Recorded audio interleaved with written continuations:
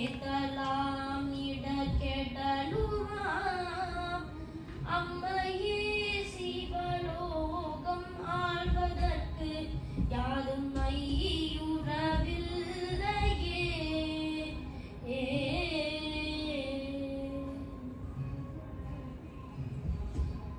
சிற்றம்பலம்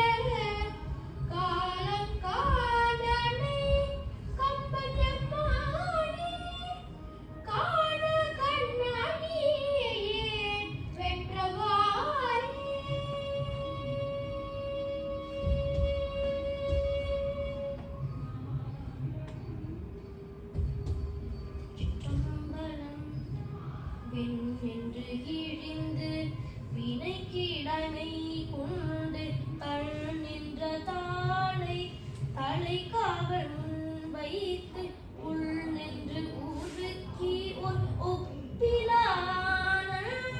கண்ணின்று தாட்டி களிம்பரு தானே.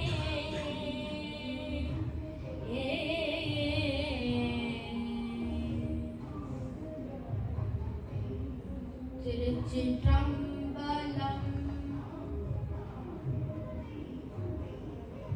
இருளார்ந்த கண்டமும் ஏந்து மழுவும் சுருளார்ந்த செஞ்சடை சோதி பிறையும் அருளார்ந்த நட்சத்தையும் ஆதிப்பிரானை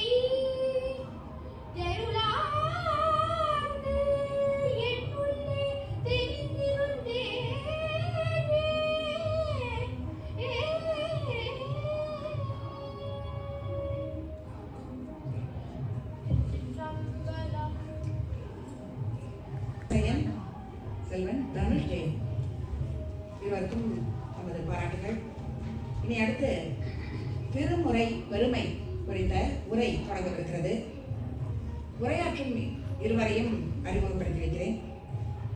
முதலாம் அவர் திருமதி அகிலா மணிகண்டன்.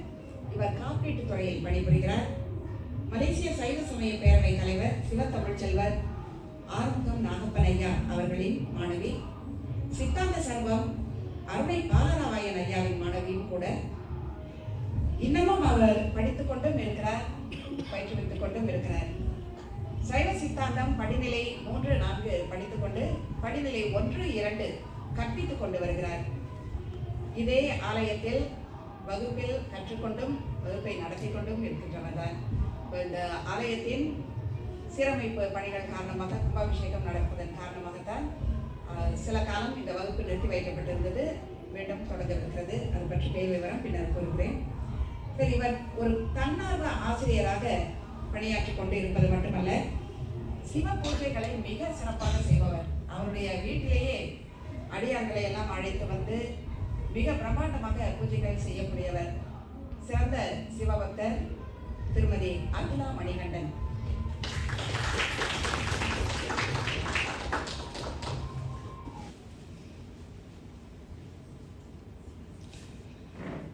நமச்சிவாய வாழ்க, நாதன் தாழ்வாழ்க, இமைப்பொழுதும் என் நெஞ்சில் நீங்காதான் தாழ்வாழ்க. நம்முடைய தர்மமுனீஸ்வரர் ஆலயத்தில் கும்பாபிஷேகம் முடிந்து தொடர் நிகழ்வாக மண்டலாபிஷேகம், அந்த நிகழ்வில் ஒரு நிகழ்வு இன்று நாம் எல்லாம் சேர்ந்து திருமுறையின் பெருமை அந்த தலைப்பில் சிந்திக்க இருக்கும். இதுக்கு குருவருளும் திருவருளும் துணை செய்ய நம்ம எல்லாரும் இங்கே சேர்ந்திருப்பதில் மகிழ்ச்சி. வந்த உங்கள் அத்துணை பேருக்கும் நன்றி. திருமுறையின் பெருமை, இதை எங்கிருந்து ஆரம்பிக்கலாம் அப்படின்னு பார்த்தா, நம்முடைய திருமுறையும் வாழ்வியலையும் முதல்ல இணைச்சு பார்ப்போம். ஏன்னா அதுதான் ரொம்ப சிக்கலாக இருக்கு. அதனால வாழ்வியலோடு திருமுறை என்று நாம் இன்னைக்கு கொஞ்ச நேரம் சிந்திச்சு பார்க்கலாம். நம்ம அன்றாடம் பூஜை செய்கிறோம், ஏதோ ஒரு பூஜை முறையை வைத்திருப்போம். வீட்டில் சாமிக்கு விளக்கேற்றுறது, ஒரு பூ போடுறது, தீபாவளி, பொங்கல், இப்போ வைகாசி, விசாகம், ஏதோ ஒரு பெரிய நாள் வரும்போது அதற்கு வீட்டில் சாமி கும்பிடுறது, இதையெல்லாம் நம்ம முறையாக வச்சுருக்கோம். இந்த முறைகளை பின்பற்றுறோம். இது நம்மளுடைய பக்திக்காக என்று நம்மளுடைய வாழ்வில் நம்ம அமைச்சிக்கிட்டு இருக்கோம். அது இல்லாமல் கோயில்களுக்கு போகிறோம். அதுவும் நமக்கு ஒரு பிறந்த நாள், குழந்தைகளுக்கான பிறந்த நாள், ஏதோ ஒரு நாள், அதே தீபாவளி, பொங்கல் போன்ற பெரிய நாட்கள்லையும் கோவிலுக்கு போயிட்டு வரணும். இதெல்லாம் நாம் பக்தி செய்வதற்கான ஒரு வழியாக வைத்து கொண்டிருக்கோம்.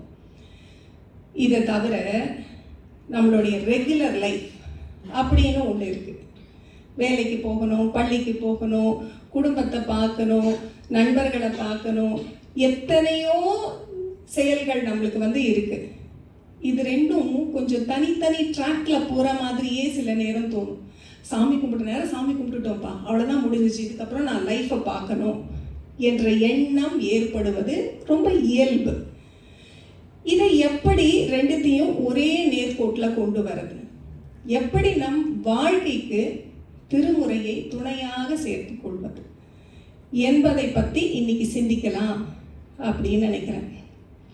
சரி, இதுக்கு நம்ம முதல்ல திருமுறைனா என்ன அப்படிங்கிறத பார்ப்போம். திருமுறை என்பது எல்லாருக்கும் தெரிஞ்சது. 12 திருமுறை இருக்கு. 27 சைவ அடியார்கள் சேர்ந்து ஒரு 18,000 பாடல்கள் கொடுத்தாங்க. அதில் 12ஆம் திருமுறையில் நம்மளுக்கு 63 நாயன்மார்களுடைய கதையெல்லாம் சொல்லிட்டாங்க. இப்போ இதிலிருந்து தான் நம்ம இன்ஸ்பிரேஷன் எடுக்க வேண்டியிருக்கு. எடுத்து நம் வாழ்க்கையில் இதை எப்படி பயன்படுத்தி கொள்வது, என்னெல்லாம் செய்யலாம், நம்ம திருமுறையும் வாழ்க்கையும் ஒன்றாக சேர்ப்பதற்கு நாம் என்னவெல்லாம் செய்யலாம் என்று சிந்திப்போம். சின்ன சின்ன செய்திகளாக எடுத்துக்கொள்வோம். முதல்ல இன்னைக்கு மீனாட்சி அக்கா கேட்ட ஆரம்பிச்சாங்க, எத்தனை பேர் திருநீர் அணியிறீங்க அப்படின்ற கேள்வி வேற கேட்டாங்க. அதனால திருநீர் அணிவதை ஒரு முதல் படியாக நாம் எடுத்துக்கொள்ளலாம். திருநீர் அணிவதை பற்றி நமக்கு ஒரு பதிகமே பாடி கொடுத்துருக்காங்க. இது பாட்டு யார் சொல்ல போறீங்க? மந்திரமாவது நீர், திருநீற்று பதிகமே இருக்கு நமக்கு. திருநீற்றோட முக்கியத்துவம் என்ன என்று பார்த்தா நிறைய இருக்கு. அந்த பாடல் ஃபுல்லா நம்ம ஒன்னொன்னா எடுத்து சொன்னாக்க நிறைய இருக்கு. ஆனா நம்ம அப்பர் சுவாமியோட வாழ்க்கையை எடுத்துப்போம். அதுல இருந்து வருவோம். சூளை ஏற்படுகிறது, கடுமையான சூளை, வயிற்று வலி தாங்கவே முடியல சாமிக்கு. அப்படி இருக்கும்போது அவர் வராரு. தமக்கையார், திலகவதியார், அவங்க என்ன சொல்றாங்க? திருநீர் கொடுத்து 5 எழுத்தை ஓதி அவருக்கு அந்த சூளையை மாற்றுவது என்பது நடக்குது. அப்போ அதோடைய முக்கியத்துவம் என்ன என்று நம்ம அதை கொண்டே தெரிஞ்சுக்கலாம். சாமி திருநீர் தான் பூசிக்கிறாரு, மேலெல்லாம் திருநீர் பூசி இருக்காரு என்பதற்கான சான்று பல பல பாடல்கள்ல நமக்கு உண்டு. அப்படி இருக்கும்போது நாமெல்லாம் திருநீர் அணியாமல் இருக்கலாமா? இந்த திருநீரை எப்பெல்லாம் அணியலாம் அப்படின்னா எல்லா நேரங்கள்லையும் அணியலாம். ஏதாவது கடுமையா எதனா சிக்கல் நடக்கும்போது மட்டும்தான் அணிஞ்சுக்கணுமா? இன்னைக்கு பரீட்சை இருக்குப்பா, சாமி பாஸ் பண்ணி விட்டுருப்பா, அப்போ மட்டும் திருநீர் பூசிக்கலாமா? இல்லை, எல்லா நாட்கள்லையும் அணியலாம். எனக்கு ஒரு இதுக்கான உதாரணமாக இருக்கக்கூடியது அப்படின்னு சொன்னால் என்னோட மாமியார் இங்கே இருக்காங்க. அவங்க தினம் காலையில எழுந்திருச்சு வெளியில வந்தாங்கன்னா முதல்ல சாமி கிட்ட போய் திருநீர் பூசிட்டு அதுக்கப்புறம் தான் தன்னுடைய வேற எந்த வேலையும் பார்ப்பாங்க. எழுந்த உடனே திருநீர் பூசிக்கொள்ள வேண்டும் என்பதையே அப்பர் ஒரு பாட்டுல சொல்லியிருக்கார். விடிந்ததும் திருநீர் வெந்நீர் பூசி அப்படின்னு ஒரு பாட்டு இருக்கு. அப்படி இருக்கும்போது நாம் எல்லாம் திருநீர் அணிவதை முதல் படியாக எடுத்து வைக்கலாம். அடுத்தது என்ன செய்யலாம்? அடுத்தது இறைவனின் நாமத்தை சொல்வதை பழக்கத்தில் கொண்டு வர வேண்டும். ஏன் பழகணும் அப்படின்னா, திருமூலர் சொல்றாரு, சிவசிவ என்கிற தீவினையாளர், சிவசிவ என்றிட தீவினை மாளும் அப்படின்றார். யாருக்குங்க வேணும் தீவினை? அது மாள வேண்டும் இல்லையா? அப்ப என்ன செய்யணும்? சிவசிவன்னு சொன்னா போதுமே. அப்போ சிவசிவ என்று சொல்வதை பழக்கி கொள்ள வேண்டும். சரி, எங்கெல்லாம் சொல்லலாம் நம்ம இந்த இறைவனின் நாமத்தை? எப்ப எல்லாம் சொல்லலாம் அப்படின்னா, நமக்கு அப்பர் சாமி சொல்றாரு, கற்றுணை கூட்டியோர் கடலில் பாய்ச்சினும் நற்றுணையாவது நமச்சிவாயவே. இருக்கிறதுலயே கஷ்டமான ஒரு சூழல், கல்லுல கட்டி கடல்ல எரியுறாங்க. அந்த இடத்துல துணையாக நிற்கக்கூடியது இந்த 5 எழுத்து என்று சொன்னா, நமக்கு ஏற்படக்கூடிய சின்ன சின்ன சங்கடங்களை களையாதா இந்த 5 எழுத்து? அப்ப அதுக்கு எந்த இடத்துல எந்த கஷ்டம் நேர்ந்தாலும் அங்கே நாம் சொல்ல வேண்டிய ஒரு சொல் இறைவனின் நாமம். எப்பெல்லாம் சொல்லணும்? கஷ்டம் ஏற்படும் போது மட்டும் சொன்னா போதுமா என்றால், அதுக்கு பதில் துஞ்சலும் துஞ்சல் இல்லாத போதிலும் எல்லா நேரத்திலையும் சொல்லணும் அப்படின்னு நமக்கு திருஞான சம்பந்தர் சாமி சொல்றாங்க. உறக்கத்துல இருக்கும்போதும் சரி, நீங்க விழிப்பு நிலையில இருந்தாலும் சரி, 5 எழுத்தை சொல்லிக்கிட்டே இருக்கணும் என்பதற்கு. இப்ப நம்ம திருமுறையை எப்படியெல்லாம் வாழ்க்கையில கொண்டு வந்து சேர்க்கணும்னா, இப்படித்தான் சாமி சொல்லி இருக்காரு, இப்படி செய்யலான்ட்டு செய்வோமே என்று எடுத்துக்கொள்ள வேண்டும். ஏன் எல்லா நேரத்திலையும் சொல்லிக்கிட்டே இருக்கணும்? காலையில எந்திரிச்சு பூஜை பண்றேன் அப்போ மட்டும் சொன்னா போதாதா? நான் அப்போ ஒரே ஒரு தேவார பாட்டு பாடிடுறேனே போதுமே, அதுவே என்னை காக்காதா? நாள் முழுக்க என்னை காத்து விடாதா என்றால் அவசரத்துல வராது சொல்றதுக்கு.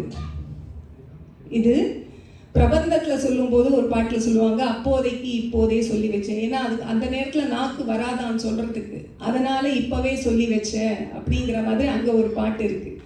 அப்போ அதையே நம்மளும் எடுத்துக்கலாம். அதே போல நமக்கு சொல்லக்கூடிய ஒரு பாட்டுல, நற்றவா உனை நான் மறக்கினும் சொல்லும் நான் நமச்சிவாயவே. நானே மறந்து போயிட்டாலும் பழக்கத்துல என்னோட நாக்கு நமச்சிவாய என்று சொல்லும் அப்பா அப்படின்னு சொல்லும்போது, அப்போ அதை சொல்வதை எவ்வளவு அழகாக நாம் பழக வேண்டும் என்பதை எல்லாரும் சொல்றாங்க. அப்ப இறைவனின் நாமத்தை சொல்வதை பழகிக் கொள்ள வேண்டும். எனக்கு இது வரைக்கும் பழக்கமே இல்லைங்க சொல்லி. இப்போ புதுசா ஆரம்பிச்சா கொஞ்சம் ஒரு மாதிரி அன்ஈஸியா இருக்கு. இதை நான் எப்படி பழகிக்கிறது? இந்த கேள்வி எழுவது நியாயம்தான். இது வரைக்கும் பழக்கமே இல்லை. இப்போ சிலர் வீட்டில் பழக்கமா இருக்கும், அப்போ அந்த குழந்தைகளுக்கு இயல்பாக வரும். நமக்கு பழக்கமே இல்லையே, நாம் எப்படி பழகிக் கொள்வது? எளிமையான முறை என்ன அப்படின்னாக்கா, சேஃப் என்விரான்மெண்ட் தேடணும். எதையுமே முதல் முறை ட்ரை பண்ணுறதுக்கு சேஃபான என்விரான்மெண்ட் தேவை இல்லையா? அடியார்கள் கூட்டத்தில் சொல்ல பழகுங்க. திருநீர் அணிகிறவங்களை பார்க்கும்போது, இவங்க அடியார் என்று தெரியும் போது, அவங்க கிட்ட நீங்கள் தொலைபேசியில் பேசுறீங்க, நேரில் பார்க்குறீங்க, திருச்சிற்றம்பலம்னு சொல்லி ஆரம்பிக்கலாம், சிவசிவன் சொல்லி முடிக்கலாம். என்னோட ஒரு நண்பர் ஒருத்தங்க இருக்காங்க, அவங்க என்ன நடந்தாலும் ஆருடா தியாகேசா அப்படின்னு சொல்லுவாங்க. அவங்களுடைய இஷ்டமான கடவுள் தியாகராஜ சுவாமி. அதனால அவங்க அதை அந்த சொல்லை எல்லாத்துக்கும் பயன்படுத்துவாங்க. சிந்திச்சு பாருங்க, நம்ம ஆச்சரிய குறி போடக்கூடிய ஒவ்வொரு சொல்லும் ஓ மை காட் அப்படின்னு சொல்றோம், அட கடவுளே அப்படின்னு சொல்றோம்.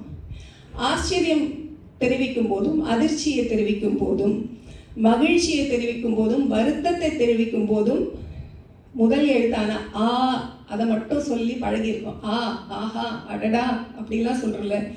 இது எல்லாத்துலேயும் சிவசிவா சிவசிவா சிவசிவா என்று சொல்லலாம். மீனாட்சி அக்கா போல எதை சொன்னாலும் அவங்களோடது, அவங்க ஆச்சரியப்பட்டாங்கன்னா சிவசிவ அப்படின்னு சொல்லுவாங்க. அது கேட்க இனிமையாக இருக்கும். பழகிறதுக்கு இதை நம்ம முதல்ல அடியார் கூட்டத்தில் பழகலாம், நம்ம வீடுகளில் பழகலாம். பழகினதுக்கு அப்புறம் நாக்கு அது எல்லா இடத்துலையும் தானா சொல்ல ஆரம்பிச்சிடும். நாவை இறைவனின் நாமத்தை சொல்வதை பழக்கிக் கொள்வோம். ஒன்று சொல்றதுக்கு பழகிக்கணும், இன்னொன்று கேட்கவும் பழகணும். சொன்னா கூட வாய் வலிக்குதுப்பா, ஒரு நாளைக்கு நிறைய தடவை சொல்ல முடியல அப்படின்னா காது வலிக்காதுங்க. எவ்வளவு கேட்டாலும் காது வலிக்காது. அப்போ இறைவனின் நாமத்தை கேட்பது, திருமுறை பாடல்களை கேட்பது, இறைவனை பற்றிய செய்திகளை கேட்பது, எத்தனையோ சொற்பொழிவுகள், எவ்வளவோ பெரியவங்க அறிஞர்கள் எல்லாம் பேசி நம்மளுக்காக கொடுத்துருக்காங்க. இப்பத்திய டெக்னாலஜி எல்லாத்தையும் எல்லார் கையிலையும் கொண்டு வந்து கொடுத்துருச்சு. ஆனால் அதை கொண்டு நாம் என்ன செய்கிறோம்? நம்ம இறைவனின் நாமத்தை ஒரு டிராவல் பண்ணுறோம், 1/2 மணி நேரம் எம்ஆர்டியில் போயிட்டுருக்கோம், கேட்கலாமே ஏதாவது ஒரு நல்ல செய்தி காதல், இறைவனின் பேரை கேட்டுக்கொண்டே இருக்கலாம். அப்பரோட ஒரு பாட்டில் வருது, சிவன் என்னும் ஓசை அல்லாது அறையோ உலகில் திருநின்ற செம்மை உளதே அப்படின்னு. சிவன் என்ற ஓசை அல்லாது உலகில் நிலையான உண்மை என்று வேறு ஏதாவது இருக்கா அப்படின்னு சேலஞ்ச் பண்றாரு. அப்போ அந்த ஓசையை நாம் கேட்பதை, அந்த ஓசையை சொல்வதை பழக்கி கொள்ளலாம். நம்ம வீட்டில் இதுக்கப்புறம் குழந்தை இருக்கும் அப்படின்னா பேர் வைக்கலாம். பேர் வச்சா அதை ஒரு நாளைக்கு 100 தடவை கூப்பிட போகிறோம், சாமி பேரா வச்சா. அதனால இறைவனின் நாமத்தை சொல்வது, கேட்பது என்பதை பழகி கொள்ள வேண்டும். 2 செய்தி பார்த்தோம். திருநீர் அணிய வேண்டும், அடுத்தது இறைவனின் நாமத்தை சொல்ல வேண்டும். இது 2ம் என்ன அப்படின்னு கேட்டீங்கன்னா, இது எல்லாம் சிவச்சின்னங்கள். நமக்கு சைவர்களுக்கு 3 சிவச்சின்னங்கள் உண்டு. பஞ்சாக்கிரமம் 5 எழுத்தை ஓதுவது, திருநீர் அணிவது, இது கூடவே உத்ராட்சம் அணிவது என்பது. அதனால நாம் எல்லாம் இதை செய்வதை முதல்ல பழக்கிக்கணும். உங்களுக்கு சில நேரங்களில் வாய்ப்பு இல்லாமல் இருக்கலாம். இப்போது தியேட்டர் நர்ஸாக ஒர்க் பண்ணுறாங்கன்னு வச்சுக்கோங்களேன், அவங்க எந்த அணிகலனும் போட முடியாது. அவங்க உத்ராட்சத்தை போட்டு தான் ஆகணும் நீங்கள் அப்படின்னு நம்ம சொல்ல முடியாது. நீங்கள் பணி செய்கிற இடத்துல உங்களுடைய மத அடையாளங்களை வெளியில் போடாதீங்க அப்படின்னு சொல்லக்கூடிய இடத்துல நம்ம வேலை பார்க்கலாம். அந்த இடத்துல நம்ம அதை விட்டு கொடுக்கலாம். ஆனால் நம்ம அங்கேயே முழு நாளும் முழு நேரமும் இருக்கிறதில்ல. அதை தாண்டி வரும்போது நினைவாக நம்மளுடைய சிவச்சின்னங்களை அணிந்து கொள்வதை, பெருமையுடன் அணிந்து கொள்வதை நாம் பழகி கொள்ள வேண்டும். எல்லாமே பழக்கம்தான். சித்திரமும் கைப்பழக்கம், செந்தமிழும் நாப்பழக்கம்னு சொல்வது போல சிவசிவ என்பதை நாம சொல்லி பழகிக்கலாம். திருநீர் அணிவதை செய்து கொண்டே பழகிக்கலாம். உத்ராட்சம் போட்டுட்டோம் அப்படின்னா ஒரு செயின்ல போட்டு உள்ள போட்டுக்க போறோம், அது பாட்டு இருக்க போது. பெரும்பாலானவர்களுக்கு அது சிக்கல் கிடையாது. அது உங்களுக்கு சிக்கலாக இருந்தால் அதுக்கு என்ன மாற்று என்று யோசித்து பாருங்கள். இதெல்லாம் நாம செய்தாக்க திருமுறை வழியில் நம்மளுடைய வாழ்வை நடத்துவதற்கு ஒரு ஸ்டெப் நம்ம வச்சிட்டோம் அப்படின்னு சொல்லலாம். சிவச்சின்னங்களை நம்ம அணிந்து கொள்வது என்பது. சரிங்க, நான் திருநீர் பூசிட்டேன், உத்ராட்சம் அணிஞ்சிட்டேன், எல்லார்கிட்டையும் பேசும்போது ஏதோ ஒரு இடத்துல இறைவனுடைய பேர் சொல்றதும் பழகிட்டேன். ஆனால் இது அது ஒரு டைமோடு முடிஞ்சிருக்கு இல்லை. காலையில் எழுந்திரிச்சோடனே பூஜை பண்ணுறேன், திருநீர் பூசிட்டேன், என்னோட உத்ராட்சம் இருக்குது, நான் ஒரு சாமி பாட்டு சொல்லிட்டேன், பேசும்போது அப்பப்போ சிவசிவ அப்படின்னு சொல்லிக்கிறேன். இதை தாண்டி லைஃப் இருக்கு. நான் பள்ளிக்கு போகிறேன், படிக்கிறேன், வேலைக்கு போகிறேன், அங்கே வேலை பார்க்குறேன். எல்லா இடங்கள்லைக்கும் இப்போ இந்த மற்ற இடங்கள்லாம் இந்த திருமுறை எனக்கு எப்படி என் கூட வர முடியும், அங்கே நான் இதை எப்படி யூஸ் பண்ணிக்க முடியும் அப்படின்னு சொன்னால் அதுக்கு திருமூலருடைய வாக்கை எடுத்துக்கொள்ள வேண்டும். அன்பே சிவம் அப்படின்னு சொல்றார். எல்லா உயிர்களிடத்திலையும் அன்பு செலுத்துங்கள், அது நீங்கள் திருமுறைப்படி நடப்பதாக ஆகும். சொல்றது ரொம்ப எளிமையா இருக்குல்ல, அன்பே சிவம். சரி, எல்லார்கிட்டையும் அன்பா இருங்க. என் குழந்தைகளிடம், என் கணவரிடம், என்னுடைய குடும்பத்திடம், என் நண்பர்களிடம் அன்பாக இருப்பது இயல்பாக வரும். என்னுடைய வேலை இடத்துலையோ இல்லை சில உறவினர்களிடையோ அந்த இடத்துல அன்பு நேச்சுரலாக வரலை. அவங்க கிட்ட நம்மளுக்கு ஏதோ வேலையாகணும் அப்படின்னா அப்போ அவங்களுக்கு கொஞ்சம் அவங்களுக்கு பிடிச்ச மாதிரி, நமக்கு பிடிக்கலன்னா கூட அவங்களுக்கு பிடிச்ச மாதிரி நம்ம பேச வேண்டியிருக்கு, கொஞ்சம் நடிக்க வேண்டியிருக்கு. இதெல்லாம் சிக்கலாக இருக்குது. இதில் அன்பு இல்லவே இல்லையே, ஆனால் நான் கொஞ்சம் நடித்து தான் எனக்கு வேலையை சாதிச்சுக்க வேண்டியிருக்கே, இதுக்கெல்லாம் என்ன செய்யறது? இந்த மாதிரியான சிக்கலுக்கு திருமுறை எனக்கு பதில் வச்சிருக்கா அப்படின்னா, பதில் இன்னைக்கு குழந்தைங்க பாடின பாட்டில் இருக்கு. தம்மையே புகழ்ந்திச்சை பேசினும் சார்கினும் தொண்டர் தருகிறார். ஒருத்தரை அவங்களுக்கு பிடிச்ச வார்த்தை, இச்சை பேசுறது அப்படின்னா அவங்களுக்கு பிடிச்சது. நமக்கு வேலையில ஒரு பாஸ் இருக்காங்கன்னு வச்சுப்போம், அவங்க கிட்ட நம்ம கொஞ்சம் குழஞ்சு போனாதான் நமக்கு வேலையே ஆகும். இல்லை வேலையாகிறது இல்லை, அவங்க நம்மளுக்கு வேற எந்த இடையூறும் கொடுக்காம இருப்பாங்க அப்படிங்கிறதுக்காகவும், இல்லை நமக்கு சில உறவினர்கள் இருக்காங்க, இந்த உறவினர்கள் கிட்டலாம் நமக்கு பிடிக்குதோ பிடிக்கலையோ அவங்கள ஒரு மாதிரி தாஜா பண்ணி வச்சுக்கிட்டாதான் நம்ம பேரை கெடுக்காம இருப்பாங்க அப்படிங்கிறதுக்காகவோ சில இனிமையான வார்த்தைகள், அவங்களுக்கு பிடிச்ச மாதிரி வார்த்தைகளை, அவங்கள சார்ந்து இருக்கக்கூடிய மாதிரியான ஒரு நிலை ஏற்படுது இல்லையா? அதை செய்யாதீங்க அப்படின்னு சுந்தரமூர்த்தி நாயனார் நம்மளுக்கு சொல்லி கொடுக்குறாரு. பொய்மையாளரை பாடாதே, ஏன்னா அவங்க தருகிறார், அவங்க கொடுக்க மாட்டாங்கப்பா. உனக்கு என்ன நீ நினைச்சு அவங்க கிட்ட இதை செஞ்சுக்கிட்டு இருக்கியோ அவங்க இதை உனக்கு கொடுக்க மாட்டாங்க. ஏன் கொடுக்க மாட்டாங்க? ஏன்னா ஒன்று, கொடுப்பதற்கு மனம் இருக்காது, இல்லைன்னா கொடுப்பதற்கான தகுதி இருக்காது அவங்களுக்கு. அவங்க கிட்ட இருந்தால் தானே கொடுக்க முடியும், அவங்க கிட்ட இல்லாமையும் இருக்கலாம். அப்ப யார்கிட்ட கேட்கறது?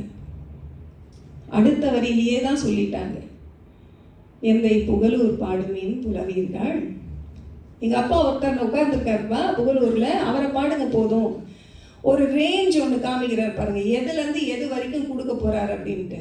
இம்மையே தரும் சோறும் கூரையும். இந்த பிறவியில சோறு கூரை அப்படின்னாக்கா உணவு உடை நீங்க இருப்பதற்கான எல்லாம் கொடுக்குறாரு. அப்படியே இழுத்துட்டு போய் இந்த பக்கம் சொல்றாரு, அம்மையே சிவலோகம் ஆழ்வதற்கு யாதும் ஐயுறவில்லையே. சிவலோகம் ஆழ்வது என்ற சொல்ல வந்து கொடுக்குறாங்க. இது எதை குறிக்க போகுது அப்படின்னாக்கா முக்தி நிலையை குறிக்கும். சிவலோகத்தை முக்தி நிலையில நமக்கு வந்து பரமுக்தி அபரமுக்தி பதமுக்தி என்று உண்டு. இதுலேயும் வந்து சப்டிவிஷன்ஸாக வந்து போடும்போது சாலோகம் சாமீபம் சாரூபம் சாயுஷ்யம் என்று உண்டு. சரியை வழியாகவும் கிரியை வழியாகவும் யோகம் வழியாகவும் ஞானம் வாய்த்தாலும் வரக்கூடியது தான் ஒவ்வொரு நிலையும். அதுலேயே நிறைய பர்முட்டேஷன் காம்பினேஷன்லாம் இருக்கு. அப்போ ஞானத்தில் ஞானம் என்ற ஒரு காம்பினேஷன் வாய்த்தா கிடைக்கக்கூடியது சாயுஜ்யம், அங்கே கிடைக்கக்கூடாது ஆளும் திறன் அந்த உயிருக்கு கிடைக்கலாம். ரேஞ்ச் எங்க இருக்கு பாருங்க. இந்த உலகத்துல இருந்தா சோறு கூரையிலிருந்து எடுத்து சிவலோகத்துக்கு போனா ஆளும் திறன் வரைக்கும் கொடுக்கக்கூடிய ஒரு நபர் இருக்காருப்பா. எல்லாத்தையும் வச்சுக்கிட்டு ஒருத்தர் உட்கார்ந்து இருக்காரு, அவரை விட்டுட்டு இங்க போய் கொஞ்சம் அங்க போய் கொஞ்சம் இவங்க கிட்ட கொஞ்சம்னு ஏன் கேட்கணும்? கேட்க வேண்டிய ஒரு ஆள் இருக்காரு, அவர்கிட்ட கேட்டா நமக்கு அதற்கான வினை இருப்பின் அது அப்படியே நமக்கு கிடைக்கும். அப்போ யாரை கேட்கணும்? சாமியை கேட்கணும். எது தேவையாக இருந்தாலும் இறைவனை கேட்பது என்று வைத்துக் கொள்ளுங்கள், வேறு யாரையும் கேட்க வேண்டாம்.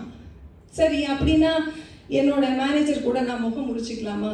நான் சாமியை கேட்குறேன் அப்படின்னு சொல்லிட்டு நான் வந்து அப்படியே வந்து போயிடலாமா அப்படின்னாக்கா இல்லை. ரெண்டு பாட்டியும் சேர்த்து வச்சுக்கோங்க. அன்பே சிவம், அவங்களுக்கும் நீங்க அன்பு செய்யுங்க. அவங்க நல்லா இருக்கணும் என்ற பிரார்த்தனை நம்மளுடைய மனதில் இருக்கலாம். ஆனால் அவங்க கிட்ட ஆசை வார்த்தை இச்சை வார்த்தை பேசி அவங்க கிட்ட இருந்து எதுவும் தேவையில்லை. நான் எனக்கு எதனா தேவைன்னா எங்க சிஇஓ இருக்காருப்பா, அவரை கேட்டுக்கிறேன், நடுவில் இருக்க மிடில் மேனேஜ்மெண்ட்லேருந்து நான் எதையும் கேட்க மாட்டேன் என்ற உறுதியோட நம்ம வாழ்க்கையை நகர்த்தலாம். இருக்க நம்ம வந்து அடுத்ததாக இதெல்லாம் செய்யறோம். சரி, நான் அன்பே சிவம் என்ற இடத்துக்கு வந்துட்டேன், எல்லார்கிட்டையும் நான் அன்பா இருக்கிறதுக்கு ரெடி ஆயிட்டேங்க. ஆனாலும் வாழ்க்கையில் நிறைய அடி வாங்குறனே, வலிக்குதே, இதுக்கு என்ன செய்ய? நான் எதுவும் வேற யார்கிட்டையும் கேட்கல. நான் அன்பான ஒரு வாழ்க்கையை நடத்துறதுக்கு ரெடி ஆகிட்டேன். சிவ சின்னங்கள் எல்லாம் அணிஞ்சிட்டேன். எல்லாம் நல்லா தான் இருக்குது, ஒரு வகையில் நல்லா இருக்குது. ஆனால் மேலும் மேலும் வாழ்க்கையில் ஏதோ ஒரு சிக்கல் வந்து கொண்டே இருக்குதே, இதற்கெல்லாம் என்ன செய்யறது? அது உடல் ரீதியாக இருக்கலாம்.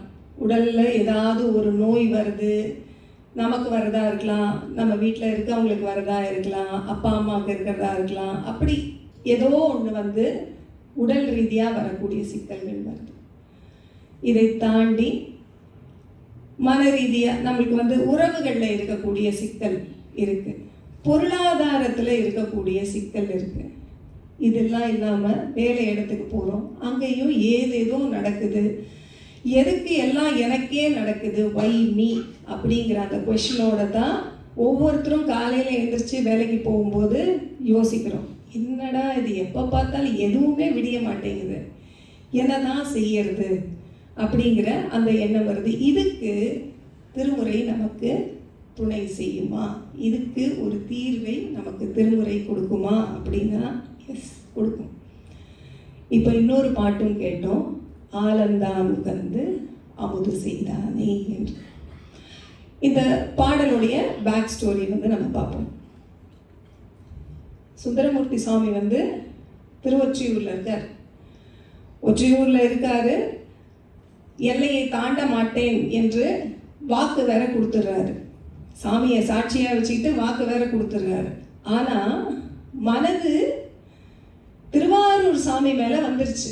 அவரை பார்க்கணும் பார்க்கணும் பார்க்கணுன்ற எண்ணம் அவருக்கு தாழ முடியவில்லை. அன்பு பெருகுது, எனக்கு பார்த்தே ஆகணும் சாமி உன்னை அப்படின்னு சொல்லி எல்லாத்தையும் விட்டுட்டு ஓடி வராரு. எல்லையை தாண்டுறாரு, பார்வை போயிடுது.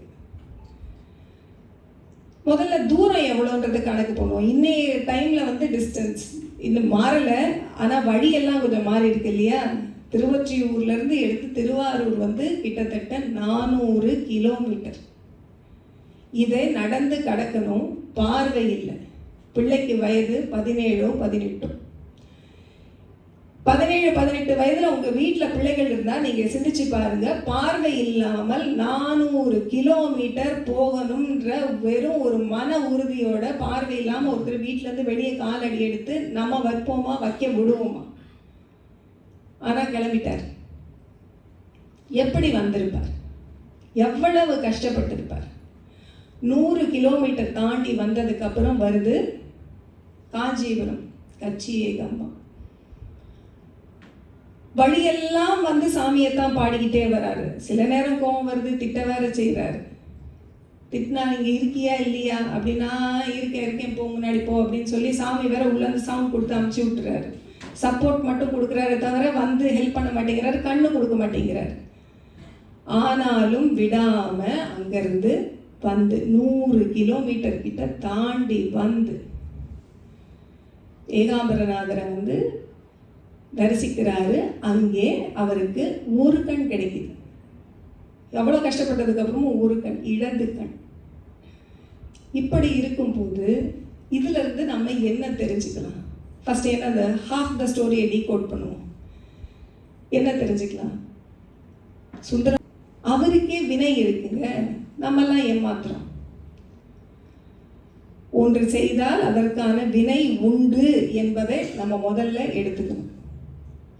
இறைவன் துணையாக இருப்பான், ஆனா வினையை அப்படியே மேஜிக்காலாம் போக்கிடலாம் மாட்டான். வினையை சரியாக புரிந்து கொள்ள வேண்டும். சுந்தரமூர்த்தி நாயனாருக்கான வினை அது அந்த 100 கிலோமீட்டர் அவர் பார்வை இல்லாமல் வர வேண்டும் என்பது. எத்தனை தடவை விழுந்திருப்பாரு, எழுந்திருப்பாரு, கூட எத்தனையோ பேர் நின்று பிடிச்சி தூக்கி விட்டு எல்லாம் நடந்திருக்கும். சிந்திச்சு மட்டும் பாருங்க, இதை கதையா பார்க்காம நம்ம வீட்டு பிள்ளை அப்படி போயிருந்தா எப்படி இருந்திருக்கும், எவ்வளவு வலிச்சிருக்கும். அது ஆனா விடாம சாமியவே பாடிக்கிட்டே போகுது. எப்படியான ஒரு நிலை இருந்திருக்கு அவருக்கு. அவர் திரும்பி போயிட்டாரா? என்ன சாமி கண்ணை பறிச்சிட்டேன், உன்னை பார்க்க தானே வரேன், கண்ணை பறிச்சிட்டியே, நான் திரும்ப போய் உள்ளேவே உட்காந்துக்கிறேன், எனக்கு கண்ணை கொடுத்துரு. கேட்கல. கண்ணே இல்லைனாலும் உன்னைத்தான் பார்ப்பேன்னு சொல்றாரு. லாஜிக்கலி இடிக்குது. எனக்கு கண் இல்லை, ஆனா நான் உன்னை பார்க்க திருவாரூர் வரேன்ப்பா, நான் உன்னை பார்ப்பேன் அப்படிங்கிறாரு. பயங்கரமா லாஜிக் இடிக்குது.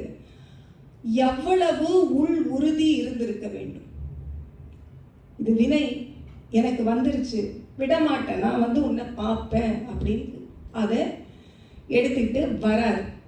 அப்போ நாமும் நமக்கு ஏற்பட்ட வினையை எப்படி எதிர்கொள்ளணும் என்பதை இந்த சின்ன இடத்துல இருந்து எடுத்துக்கலாமா? வினை என்பது உண்டு, நம்ம செய்தது தான். இவங்க கொடுத்தது, அவங்க கொடுத்தது, இவங்க கொடுத்தது கிடையாது. யார் வழியாக வேணாலும் வரலாம், சாமி வழியாக வரலாம், அதுக்கும் ஒரு லெசன் இருக்கு. மனிதர்கள் வழியாக வரலாம், தேவர்கள் வழியாக வரலாம், உயிர்கள் வழியாக வரலாம், உயிரற்ற பொருள் வழியாக வரலாம். எது வழியாகவும் வினை நம்மை வந்து அடையலாம். அப்படி வந்து அடைந்த வினையை நாம் தாங்கித்தான் ஆக வேண்டும். அப்போ இறைவன் கிட்ட என்ன கேட்கணும்? சுந்தரமூர்த்தி நாயனார் என்ன செஞ்சாரு? விட்டுட்டு வேற யாரையாவது பாடினாரா? இறைவனையே பாடினார்.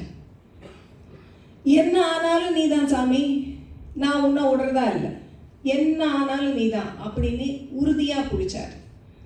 இறைவனையே பாடினார். பாடிக்கொண்டே நகர்வதை நிறுத்தவில்லை. அங்கிருந்து நகர்ந்து நகர்ந்து நகர்ந்து நகர்ந்து வந்துகிட்டே இருக்காரு. ஒவ்வொரு கோயிலா நின்று பாடுறாரு, ஒவ்வொரு கோயிலையும் நின்று பாடுறாரு. அப்ப நம்ம செய்ய வேண்டியது என்ன? இன்றைக்கு உடம்பு சரியில்லை, எனக்கு ஏதோ ஒரு உடல் உபாதை நமக்கு வந்து இருக்கு, வந்துருச்சுப்பா, ஐயோ இவங்கனால வந்துச்சு, அன்னைக்கு அங்க போனேன் அதனால வந்துச்சு, எதனாலையும் வரல, நான் சேர்ந்த வினை எனக்கு வந்துருச்சு. இதற்கு என்ன செய்ய வேண்டும்? மாற்றுக்கு என்ன செய்ய வேண்டும்? அதை செய்ய வேண்டும். அதை செய்யறதை நிறுத்தக்கூடாது. ஆனா பெருமானே, நீ எனக்கு தேவையான பலத்தை கொடு, என்னோட ஸ்ட்ரென்த் நீ தான்ப்பா, நீ கொடு, நான் தாங்கிக்கிறேன், நான் இதை தாண்டி வரேன், நீ கூட நில்லு என்பதை நாம் கேட்க வேண்டும். சாமியோட வாழ்க்கையிலிருந்து நம்ம தெரிஞ்சுக்க வேண்டிய விஷயம் இதுதான். வினை உண்டு, எல்லாருக்கும் உண்டு. எல்லாரும் ஏதோ ஒரு பேக் பேக்கை தூக்கிட்டு தான் இருக்கும். இன்விசிபிள் பேக் பேக் நம்ம எல்லாரும் போட்டுட்டு இருக்கோம். அது நம்மளுடைய பண கஷ்டமா இருக்கலாம், மன கஷ்டமா இருக்கலாம், உடல் ரீதியா இருக்கக்கூடிய கஷ்டமா இருக்கலாம். எல்லாருக்கும் ஒரு இன்விசிபிள் பேக் பேக் இருக்கு. எனக்கு இல்லை உனக்கு இல்லைன்னு நினைக்காதீங்க. எல்லாரும் ஏதோ ஒருத்தர் சுமந்துக்கிட்டு தான் இருக்கும். அது நம்முடைய வினை காரணமாக ஏற்பட்டது. அதை நாம் சுமந்து தான் ஆக வேண்டும். சுமக்கும் போது இது இவங்க கொடுத்தாங்க அதனால தான் என் பேக் ரொம்ப வெயிட்டாக இருக்குன்னு சொல்லக்கூடாது. நம்ம கொண்டு வந்தது அது அந்த வெயிட்டில் இருக்கு, நம்ம தான் கழிச்சாகணும். ஒவ்வொரு ஸ்டாப்பிங் வரும்போதும் ஒரு ஒரு கல்லாக எடுத்து வச்சா கொஞ்சம் கொஞ்சமாக குறையும். ஆனால் அந்த நேரத்தில் நம்ம உறுதிக்காக, ஸ்ட்ரென்த்துக்காக யாரை கேட்கணும் அப்படின்னா நம்ம பெருமானைத்தான் கேட்கணும். இங்கே வராரு, அவருக்கு பார்வை கிடைச்சிது, ஒரு கண்ணு கிடைச்சிருது. என்ன பாட்டு சொல்லி ஆரம்பிக்கிறாரு? ஆலந்தான் உகந்து அமுது செய்தானே என்று ஆரம்பிக்கிறாங்க. ஆலகால விஷம், இதை உகந்து அமுது போல அவர் வந்து எடுத்துக்கிறார். உலகத்துக்கெல்லாம் வந்து நன்மை பயக்க வேண்டும், உலகத்து உயிர்கள் எல்லாம் வந்து காக்கப்பட வேண்டும் என்பதற்காக இறைவன் ஆலகால விஷத்தை உண்கிறான் என்றால் சுந்தரருடைய அந்த ஒரு சின்ன வினையை அப்படி தட்டி விட்டுருக்க முடியாதா? எவ்வளவு ஆற்றல் வாய்ந்தவர் நம் சாமி. ஆனா ஏன் மாத்தல? ஏன்னா இந்த வினை கழிக்கப்பட வேண்டிய வினை. அது கழியிற வரைக்கும் சாமி பக்கத்துல நின்று பார்த்துக்கிட்டு தான் இருப்பார். ஸ்ட்ரென்த் எல்லாம் கொடுப்பாரு, ஆனா பக்கத்துல இருந்து பார்த்துக்குவார். அது முடிந்த உடனே ஒரு கண் கிடைக்கக்கூடிய நல்ல வினை இருக்கு, அதனால ஒரு கண்ணை கொடுத்துடுறாரு. இந்த வழியெல்லாம் சாமி எங்க இருந்தார்னா சிந்திப்பார் அவர் சிந்தை உளானை. வழியெல்லாம் சிந்திச்சுக்கிட்டே தானே வந்தாரு. அவர் சிந்தைக்குள்ள சாமி இருந்துகிட்டே தான் இருக்காரு. நமக்கு எல்லாருக்கும் உயிருக்கு உயிராக இறைவன் நம்மோடவே இருந்து கொண்டேதான் இருக்கிறார்.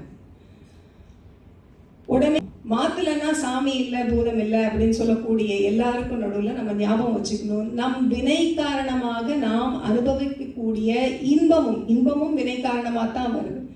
இன்பம் வரும்போது யாரும் நான் செய்த நல்வினை காரணமாக எனக்கு இன்பம் வந்துச்சுன்னா சொல்லவே மாட்டான். நான் செஞ்சேன்ப்பா, இப்போ செஞ்சேன், வந்துச்சு, எனக்கு வரணும்னு இருந்துச்சு, வந்துச்சு. ஆனால் துன்பம் வந்தால் மட்டும் அது இவங்கனால வந்துச்சு அவங்கனால வந்துச்சு என்ற ஒரு எண்ணம் ஏற்பட்டு விடுகிறது.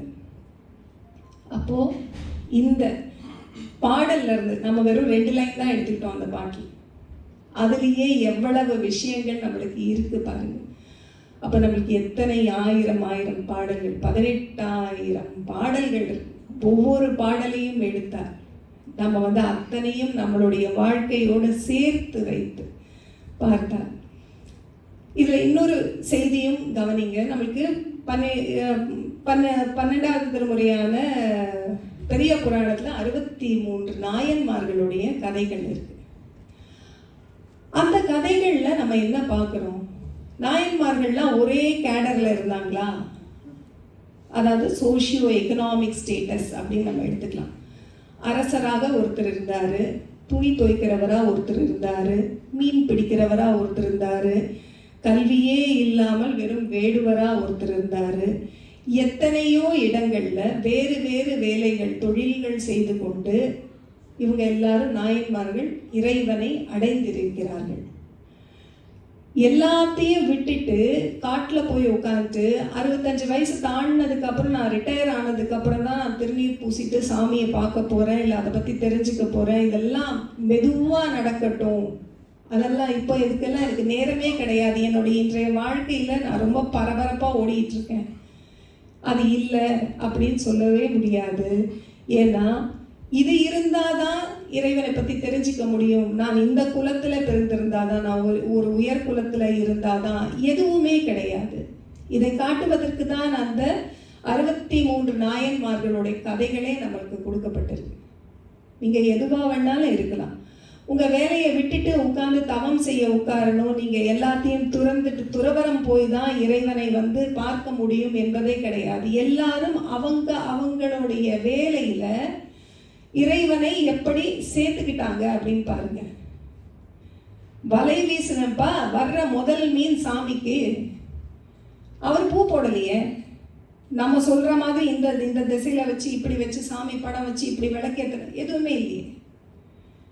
என் வேலையிலிருந்து நான் எடுத்துக்கிறேன். மீனுக்கு வலை வீசினேன், கிடைக்கிற முதல் மீன் சாமி உனக்கு. துணி துவைக்க போற முதல்ல ஒரு சிவனடியாருக்கு துவைச்சு கொடுத்துட்டு அதுக்கப்புறம் வரக்கூடிய இதில் நான் ஈட்டுறது எனக்கு. ஒவ்வொருத்தரும் அவங்களுடைய வேலையில் இருந்துக்கிட்டே பெருமானை எப்படி வணங்க வேண்டும் என்று அவங்களுக்குன்னு ஒன்று வகுத்துக்கிட்டாங்க. அப்போது இப்படித்தான் பெருமானை வணங்கணும், இப்படித்தான் பெருமானை வணங்கணும், இதை தான் செய்யணும், இதை செய்யக்கூடாது என்பதை எல்லாம் கொஞ்சம் நகர்த்தி வச்சுட்டு உங்களுடைய மனதில் இருக்கக்கூடிய அன்பை வைத்து மட்டுமே முடிவு செய்யுங்கள் நீங்கள் பெருமானை எப்படி வணங்க வேண்டும் என்று. விஸ்தீரணமாக பூஜை பண்ணி 1.5 மணி நேரம் உட்காந்து செய்ய நேரம் இருந்தால் சந்தோஷமாக செய்யுங்க. இல்லை, நான் வந்து ஒரு ஆசிரியர் பணியில் இருக்கேன், காலையில் 6 மணிக்கெல்லாம் பரபரன்னு கிளம்பி ஓடணும், என்னுடைய வேலை அப்படி என்றால் சொல்லிக் கொடுக்கும்போது இதை இறைவனுக்காக, என்னுடைய சாமிக்காக, கல்வி என்பது என் வழியே இந்த குழந்தைகளுக்கு போக வேண்டும் என்பதற்காக நான் இங்கே வந்திருக்கேன். இறைவா, நான் இதை நல்லா செஞ்சு கொடுக்கணும். இந்த ப்ரேயரோடு ஆரம்பித்து நம்மளால் நம்மளுடைய வேலையை செய்ய முடியாது. ஆசிரியர் மட்டும் இல்லை, எந்த பணியாக இருந்தாலும் நம்முடைய பணியில் நம்மாலே இறைவனை எப்படி உள்ளே கொண்டு வரலாம் என்பதை அவங்க முடிவு பண்ணுங்க. எப்படி செய்யலாம் என்பதை ஒவ்வொருத்தரும் அவங்கவுங்களோடதுல முடிவு பண்ணலாம். யாரோ ஒருவர் சொன்ன செய்தி எனக்கு இது வந்து இம்ப்ராம்ப்டுவாக வருது, இங்கே இல்லை. ஒருவர் வந்து வேலைக்கு போகிறாரு, அந்த வேலையில் போய் உட்கார்ந்து நிறைய பெயர்கள் இருக்கும். முதல் பெயர் வந்து சிவபெருமானோட பேர் யாரோட பேரில் இருக்கோ அந்த நம்பரை பார்த்து சும்மா அப்படி டயல் பண்ணி ஹலோ சொல்லி அவருக்கு ஒரு வணக்கம் சொல்லி வச்சிருவார். இது அவருடைய வழியாக இருந்தது. அவர் வேலையில் அவர் எப்படி பெருமானை உள்ளே இழுத்து வந்தாருன்னு பாருங்க. அவரோட வேலை எல்லாருக்கூடையும் கம்யூனிகேட் பண்ணுறது. ஆனால் முதல் கால் யாருக்கு அடிக்கணும்னா அன்னைக்கு வந்து சைன் பண்ணவங்க பேரில் யார் பேரில் சாமி பேர் இருக்குன்னு பார்த்து கூப்பிட்டாருங்க. நீங்கள் உங்களுடைய வேலையில் எப்படி இறைவனை உள்ளே இழுத்து கொள்வது என்பதை நீங்கள் தான் முடிவு பண்ணணும், வேற யாரும் சொல்லிக் கொடுக்க முடியாது. அப்போ இன்றைக்கு நாம் சிந்தித்த அளவிலே திருமுறை வாழ்வியல் என்று பார்க்கும்போது முதல்ல சிவ சின்னங்கள் நமக்கு 3, அந்த 3ஐயும் நாம் முதலில் ஏற்றுக்கொள்ள வேண்டும். திருநீர் அணிய வேண்டும், உத்ராட்சம் அணிய வேண்டும், சிவநாமத்தை சொல்ல வேண்டும். அடுத்தது, இருக்கும் அத்தனை உயிர்களுக்கும் நம்ம அன்பு செய்ய வேண்டும், அன்பே சிவம் என்று எடுத்துக்கொள்ள வேண்டும். ஆனால் யாருக்கும் தேவையில்லாமல் இச்சை பேச தேவையில்லை. எதனா கேட்கணும்னா சாமி ஒருத்தரை மட்டும் கேட்கலாம். எந்த துன்பம் ஏற்பட்டாலும் அது நம்முடைய பழவினை காரணமாகத்தான் வந்திருக்கு, நம் கொண்டு வந்த ஊழ்வினை காரணமாகத்தான் இருக்கு. பெருமானே துணை செய், இதை நான் தாண்டி வர வேண்டும் என்ற அந்த விண்ணப்பத்தையும் அவர்கிட்ட மட்டுமே வச்சு வாழ்க்கையை நடத்தினா இதைவிட அழகாக நாம் திருமுறையை நம் வாழ்க்கையில் சேர்த்து கொள்வது எப்படி? எனக்கு இவ்வளவு நேரத்தை, உங்கள் நேரத்தை வழங்கிய அனைவருக்கும் நன்றி பாராட்டி இன்னொரு நிகழ்விலை சந்திப்போம் என்று சொல்லி விடைபெறுகிறேன். தென்னாடுடைய சிவனே போற்றி, எந்நாட்டவர்க்கும் இறைவா போற்றி.